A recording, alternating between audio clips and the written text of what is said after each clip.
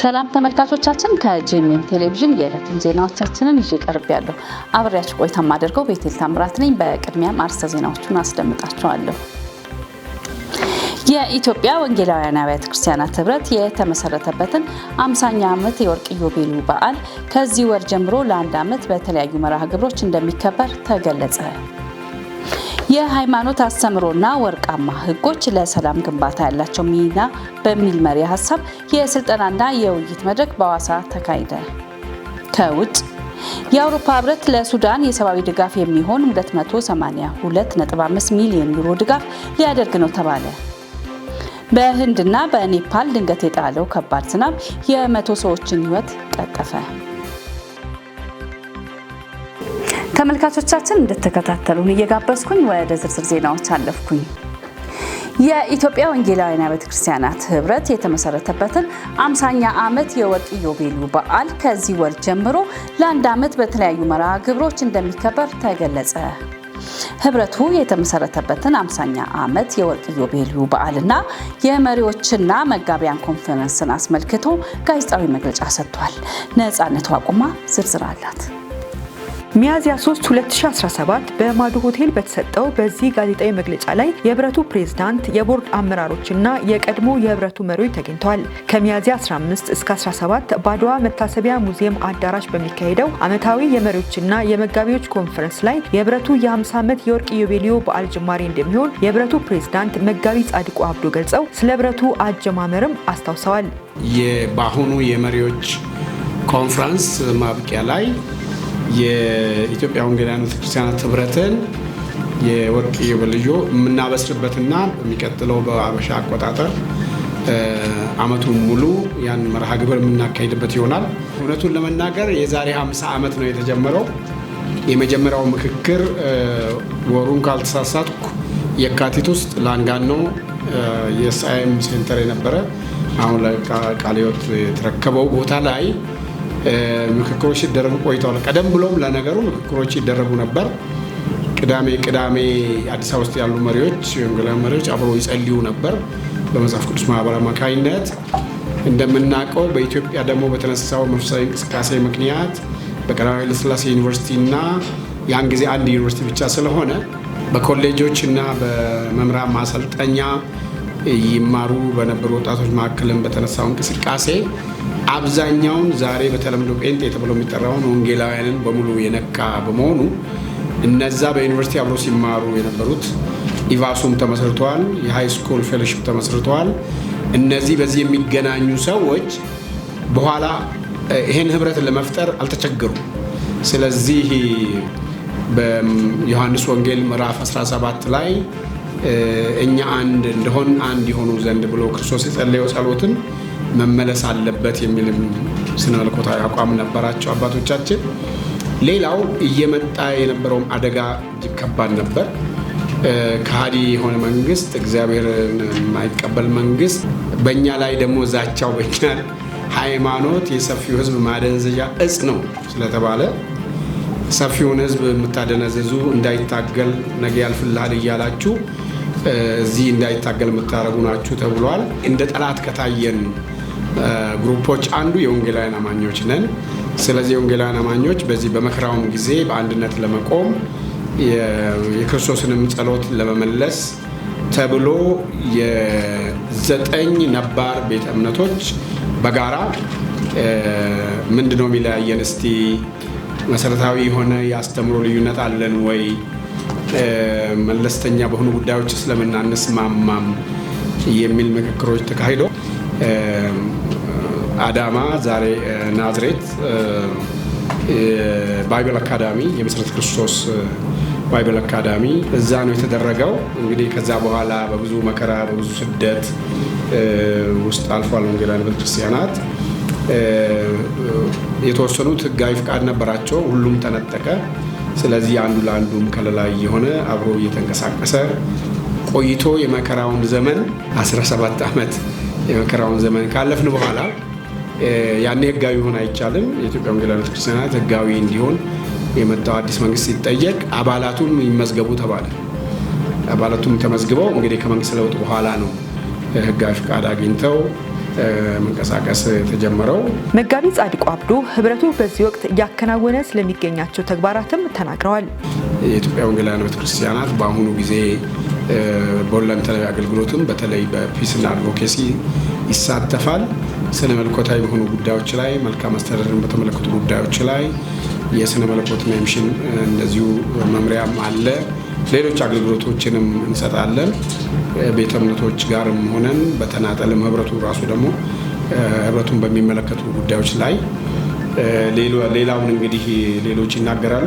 በክልሎች ሁሉ በተወሰኑ ቦታዎች በሁሉም ቦታ ሁሉም ሊያከብር ይችላል። ግን በተወሰኑ ቦታዎች ደግሞ በሀገር አቀፍ ደረጃ ያለን ሰዎች ሄደንም በክልሎችም ይህንኑ ነገር የማድረግና የበለጠ እንደገና ራዕያችንን የምናድስበት ጊዜ ሪፍሌክት የምናደርግበት ጊዜ ይሆናል ብዬ አስባለሁ። ከሚያዝያ 15 እስከ 17 በሚካሄደው ዓመታዊ የመሪዎችና የመጋቢዎች ኮንፈረንስን በተመለከተ የህብረቱ የቦርድ ሰብሳቢ መጋቢ ደሳለኝ አበበ መልእክት አስተላልፈዋል።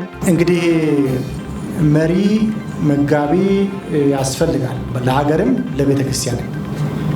ሲጀመርም መሪዎች ተሰብስበው ነው ይህንን ጉዳይ ወደዚህ አቅጣጫ እንምጣሉት። አሁንም ደግሞ ቤተ ክርስቲያን ወደ ተገባላት አቅጣጫ እንድትሄድ ከተፈለገ መሪዎችን ማጽናት፣ ከመሪዎች ጋር መነጋገር፣ መመካከር ያስፈልጋል። መሪዎች ሲወድቁ ቤተ ክርስቲያን ትወድቃለች፣ ሀገርም በዚሁ ልክ። ስለዚህ መጋቢዎች ከሚያዝያ 15 ጀምሮ በሚደረገው የጋራ ኮንፈረንስ ሁላችንም ተገኝተን የእግዚአብሔርን ቃል እንድንከፋፈል፣ አንዳችን ሌሎቻችን እንድናጽናና፣ ደግሞም ለሚቀጥሉት 25 ዓመት 50 ዓመት በጋራ እንድናስብ ልጋብዛችሁ እወዳለሁ። እንግዲህ በዚህ የሚሰጡ የተለያዩ አይነት ወርክሾፖች፣ ስልጠናዎች አሉ። ስለ አመራር የሚነሳበት ሁኔታዎች አሉ። ወንጌልን ደግሞ ፈጥኖ እንግዲህ በኢትዮጵያ አሁን ሞት ትሰማላችሁ አይደለም? በዚህም በዚያም ሞቶች አሉ። ከሞት የፈጠነ ፍጥነት፣ ከሞት ፈጥነን ሰዎችን ከሞት ማስመለጥ ካለብን ተገናኝተን ማውራት አለብን። ተገናኝተን አቅጣጫ መቀያየር አለብን የሚለውን ማሰብ አለብን። ከዚህም አንጻር የሌሎችን ልምድ የምንሰማበት፣ የእኛንም ልምድ የምናካፍልበት፣ ጓደኛ የምናፈራበት መድረክ ይሆናል ብለን ተስፋ እናደርጋለን። ከዛ ባሻገር እንግዲህ የአብያተ ክርስቲያናት ህብረት፣ ሌሎች ቤተ እምነቶችም ሰላም ላይ እንሰራለን።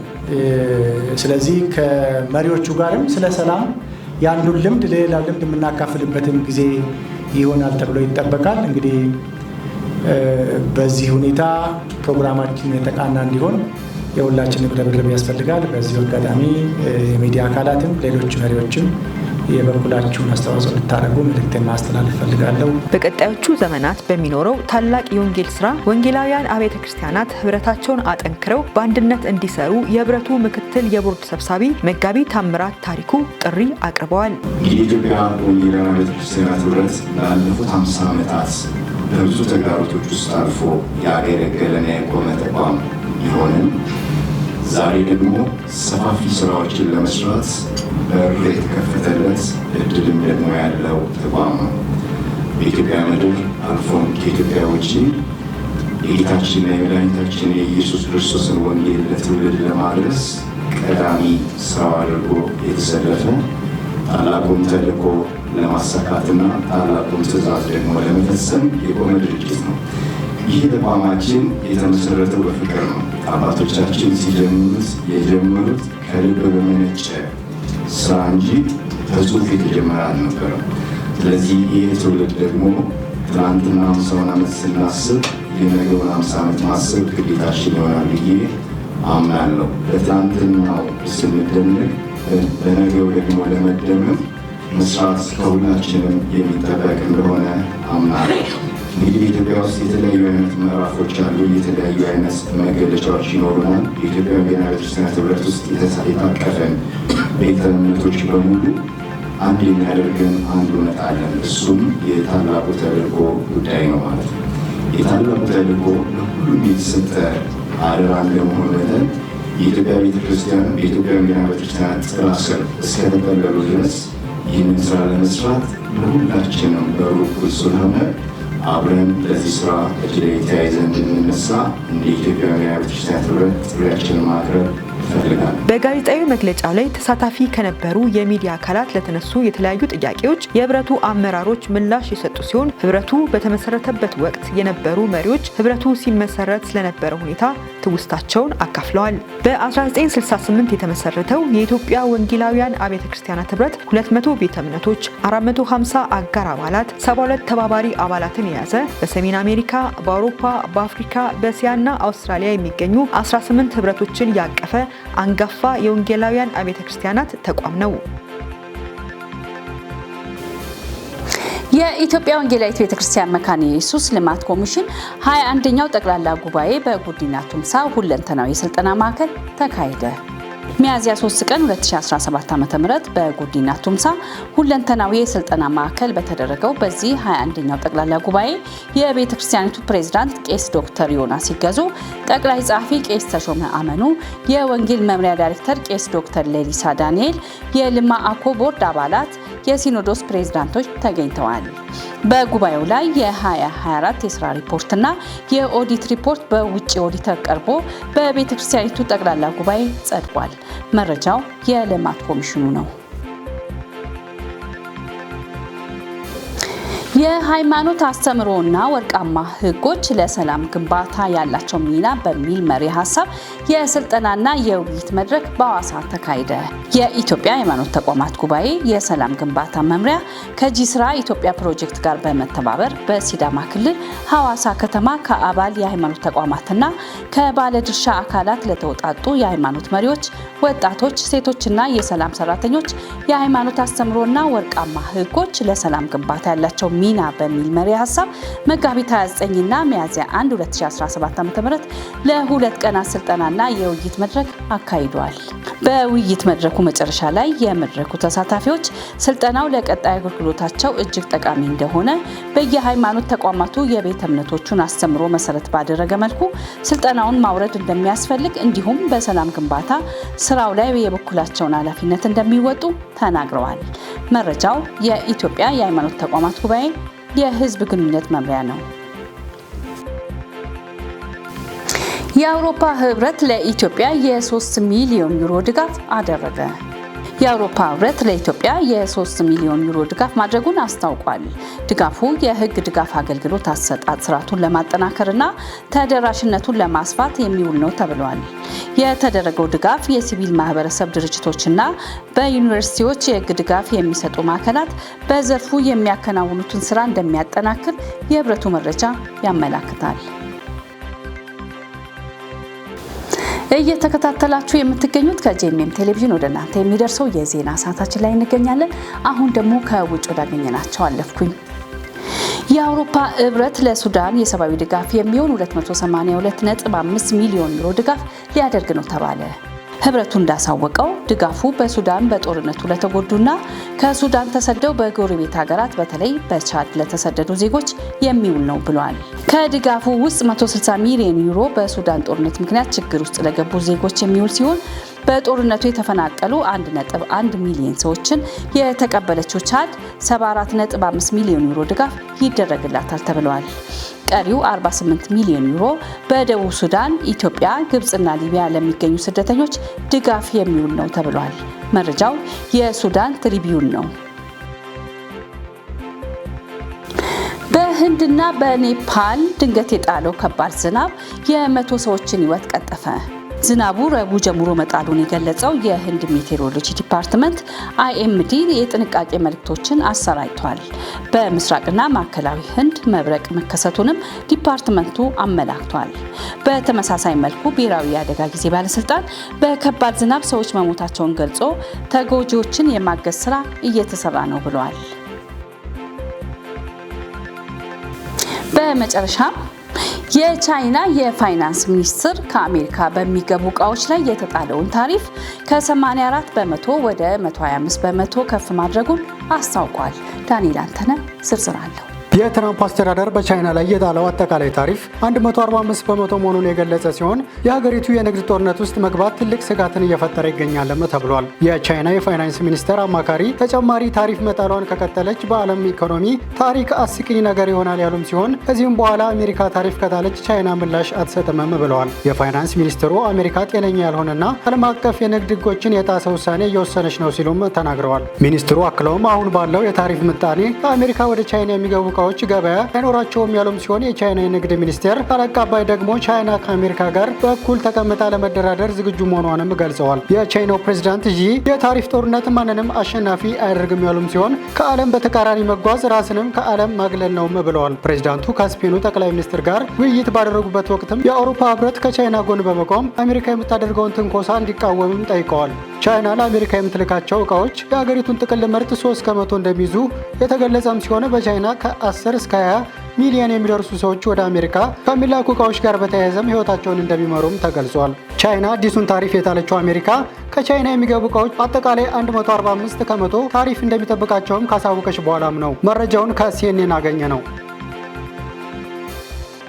ተመልካቾች የዕለቱን ዜናዎቻችንን ከማብቃቴ በፊት አርዕስተ ዜናዎቹን ላስታውሳችሁ። የኢትዮጵያ ወንጌላውያን አብያተ ክርስቲያናት ህብረት የተመሰረተበትን 50ኛ ዓመት የወርቅ ኢዮቤልዩ በዓል ከዚህ ወር ጀምሮ ለአንድ ዓመት በተለያዩ መርሃ ግብሮች እንደሚከበር ተገለጸ። የሃይማኖት አስተምህሮና ወርቃማ ህጎች ለሰላም ግንባታ ያላቸው ሚና በሚል መሪ ሀሳብ የስልጠናና የውይይት መድረክ በሐዋሳ ተካሄደ። ከውጭ የአውሮፓ ህብረት ለሱዳን የሰብአዊ ድጋፍ የሚሆን 282.5 ሚሊዮን ዩሮ ድጋፍ ሊያደርግ ነው ተባለ። በህንድና በኔፓል ድንገት የጣለው ከባድ ዝናብ የ100 ሰዎችን ህይወት ቀጠፈ። ለዕለቱ ያዝናቸው ዜናዎቻችን ይህንን ይመስሉ ነበር። አብሬያችሁ ቆይታ ያደረግኩት እኔ ቤቴል ታምራት ከአዘጋጆቹ ነጻነት ዋቁማና ዳንኤል አንተነጋር አብሬያችሁ ነበርኩኝ። ከቀሪ ጄኤምኤም ቴሌቪዥን ፕሮግራም ጋር አብራችሁን ልትሆኑ በአክብሮት ጋበዝኩኝ። ሰላም።